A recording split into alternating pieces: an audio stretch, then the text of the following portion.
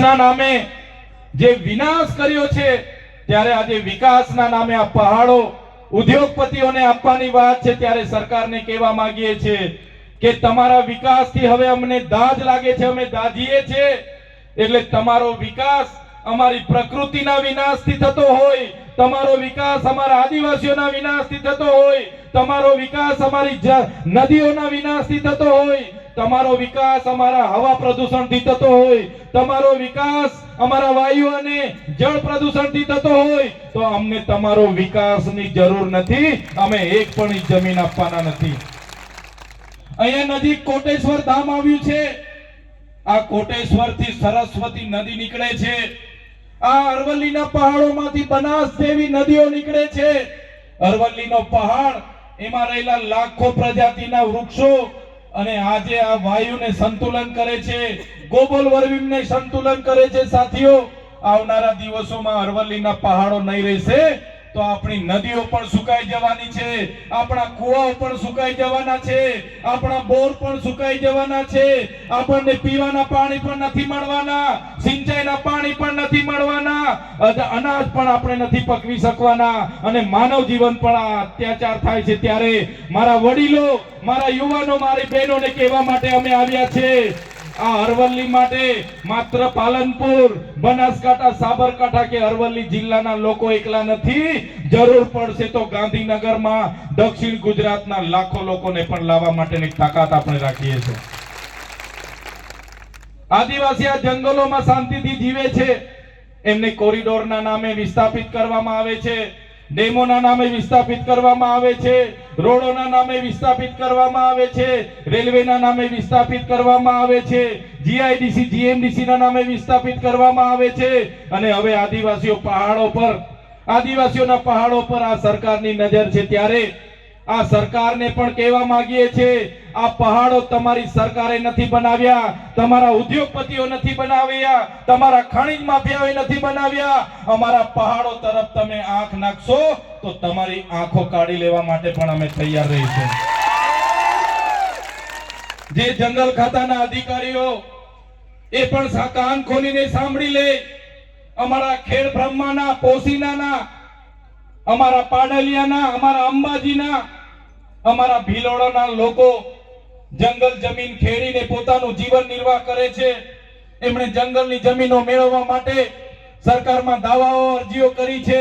10-10, 15-15 વર્ષથી આ જંગલ ખાતાના લોકોએ એમને દાવા, અરજીઓ મંજૂર નથી કરી, સનતો આજ દિન સુધી આપી નથી. અને અમારા લોકો જ્યારે પાક વાવણી કરે ત્યારે પહોંચી જઈને વાવેતરના નામે, વનીકરણના નામે અમારી બહેનોના ઘરો તોડવામાં આવે છે, અમારા લોકોના કુવાઓ પૂરવામાં આવે છે, અમારા લોકોને લાઠીચાર્જ કરવામાં આવે છે.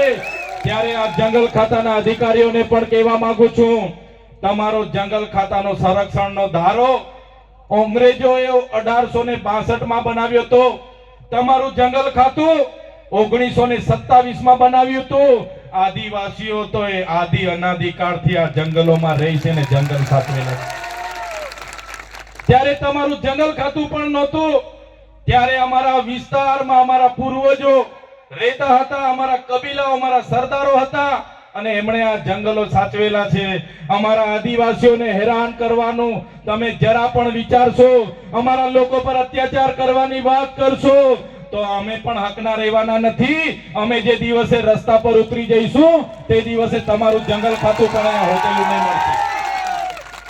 અમે જે દિવસે રસ્તા પર ઉતરી આવીશું એ દિવસે તમારા જંગલ ખાતા પણ અહીંયા હોદેલા મળવાના નથી. એ જંગલ ખાતાના અધિકારીઓ, એ ભાજપના નેતાઓના ઈશારે કામ કરનારી એ પોલીસ, એમને પણ અમે કહેવા માંગીએ છીએ, અમારા આદિવાસી સમાજ હોય, અમારા ખેડૂતો હોય, અમારા યુવાનો હોય, અમારી માતા બહેનો હોય, એમને હેરાન પરેશાન કરવાનું બંધ કરી દેજો. અમારા ઘરમાં મૂકેલા અમારા તીરકામઠા, અમારા ધારિયા, પાલિયા અને ભાલા અમે શણગાર માટે નથી મૂક્યા. અમારા ઘરમાં મૂકેલા ભાલા, પાલિયા અને તીરકામઠા અમે શણગાર માટે નથી મૂક્યા. જે દિવસે જરૂર પડશે ને એ દિવસે આ રોડ પર ઉતરીશું અને જે દિવસે જરૂર પડશે એ દિવસે ગાંધીનગરના રોડ પર અમે જ ઉતરીશું અને ગાંધીનગરનો રસ્તો પણ અમે પકડીશું અને અમારા લોકોની જમીનો છીનવવાની વાત કરશો, અરવલ્લી પર્વતો તોડવાની વાત કરશો, જંગલોને નાશ કરવાની વાત કરશો, તો આ ગુજરાત નહીં દિલ્હીમાં જઈને પણ નેપાળવાડી કરવી પડશે તો નેપાળવાડી પણ થશે, નેપાળવાડી પણ કરીશું.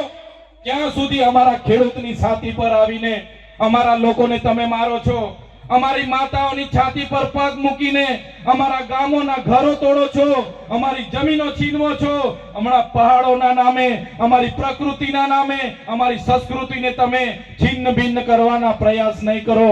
અમને આદિવાસીઓને છંછેડશો નહીં. અમે જ્યાં સુધી શાંત છે ત્યાં સુધી શાંત છે. અમે સંવિધાનમાં માનનારા છે, સંવાદમાં માનનારા છે, પણ અમારા આદિવાસીઓને છંછેડશો તે દિવસે તમારા જંગલ ખાતા ને પોલીસ ખાતા પણ અહીંયા નજરે નહીં પડે. આ ભાજપની સરકારે હમણાં 3 દિવસ 4 દિવસ પહેલા લોકસભાના ગૃહમાં મનરેગાનું નામ બદલ્યું. આપણે કીધું મનરેગામાં કૌભાંડ થયા, મનરેગામાં ભ્રષ્ટાચાર થયા, મનરેગામાં કૌભાંડ થયા, મનરેગામાં ભ્રષ્ટાચાર થયા. એમના મંત્રીઓ, એમના તંત્રીઓ, બધા લોકો જેલો, એમના છોકરાઓને જેલો થઈ. ત્યારે આ ભાજપની સરકારે મનરેગાનું નામ બદલીને જી રામજી નામ રાખ્યું.